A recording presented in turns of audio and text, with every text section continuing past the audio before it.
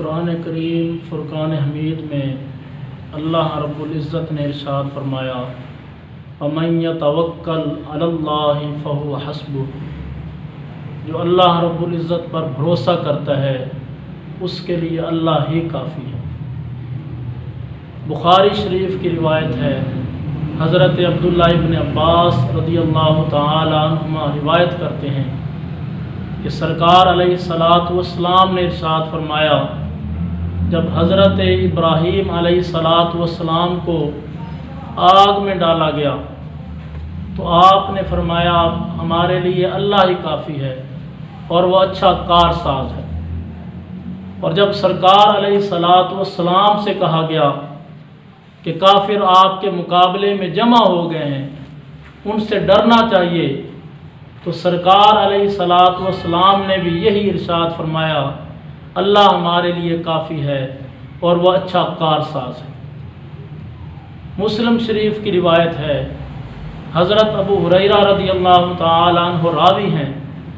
کہ سرکار علیہ الصلاۃ والسلام نے ارشاد فرمایا جنت میں کچھ ایسے لوگ بھی داخل ہوں گے جن کے دل پرندوں کے دلوں کی طرح ہوں گے، یعنی نرم دل ہوں گے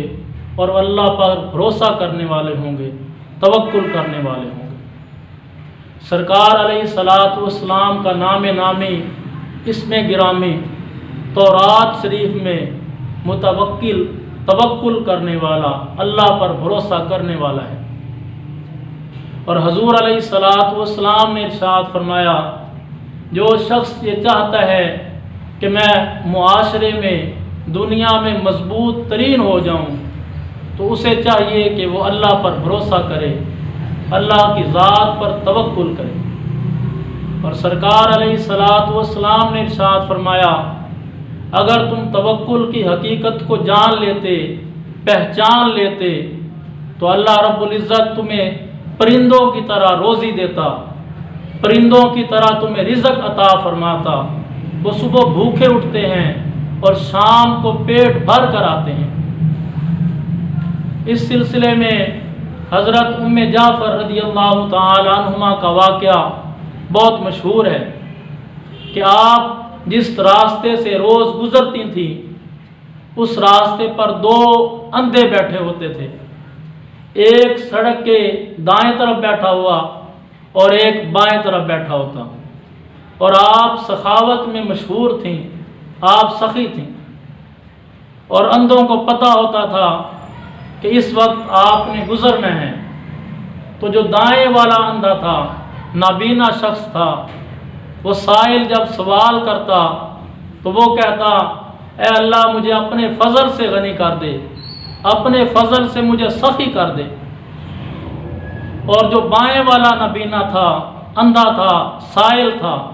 وہ سوال کرتا کہ اے اللہ مجھے ام جعفر کے فضل سے غنی کر دے۔ تو حضرت ام جعفر رضی اللہ تعالی عنہما جو دائیں والا اندھا ہوتا، جو اللہ کا فضل مانگتا، اسے آپ 2 درہم دیتی اور چلی جاتی، اور بائیں والے اندھے کے لیے آپ مرغی روسٹ کرواتی، مرغی کا گوشت بھون کر اس کے لیے تیار کرواتی اور اس میں 10 درہم رکھتی اور اس اندھے کو بھیج دیتی۔ اور جب 10 دن گزر گئے تو آپ نے جو بائیں والا اندھا تھا، جو یہ دعا مانگتا تھا ام جعفر کے وجہ سے، ام جعفر کے فضل سے مجھے غنی کر دے، تو ام جعفر اس کے پاس آتی ہیں اور کہتی ہیں کیا ابھی تک تو ام جعفر کی وجہ سے غنی نہیں ہوا؟ تو وہ کہتا ہے آپ کیوں پوچھ رہی ہیں، وجہ کیا ہے؟ تو آپ نے فرمایا میں ہر روز تمہیں مرغی بھیجتی تھی اور اس میں 10 درہم ہوتے تھے، تو اب تمہارے پاس 100 درہم ہونے چاہیے۔ تو وہ اندھا کہنے لگا جب آپ مجھے مرغی دیتی تھی، مرغی مجھے ملتی تھی، تو وہ سامنے والا جو اندھا تھا، نابینا تھا، وہ مجھ سے خرید لیتا تھا اور میں اسے 2 درہم میں اسے مرغی فروخت کر دیا کرتا تھا۔ میں نے تو کبھی مرغی کھائی نہیں، میں نے تو کبھی دیکھا ہی نہیں۔ تو حضرت ام جعفر فرماتی ہیں کہ وہ اندھا وہ اللہ کا فضل مانگتا تھا، وہ اللہ سے اپنی غنا مانگتا تھا کہ اللہ تو مجھے غنی کر دے، تو اللہ رب العزت نے جو تمہیں ہم رزق دیتے تھے، جو تمہیں 10 درہم دیتے تھے، مرغی دیتے تھے، تو اللہ رب العزت نے اپنے فضل سے وہ بھی اسے دلوا دیے اور اسے اللہ پاک نے غنی کر دیا۔ تو حضرات محترم، جو اللہ رب العزت پر توکل کرتے ہیں، اللہ پر بھروسہ کرتے ہیں، تو اللہ رب العزت انہیں غنی کر دیتا ہے۔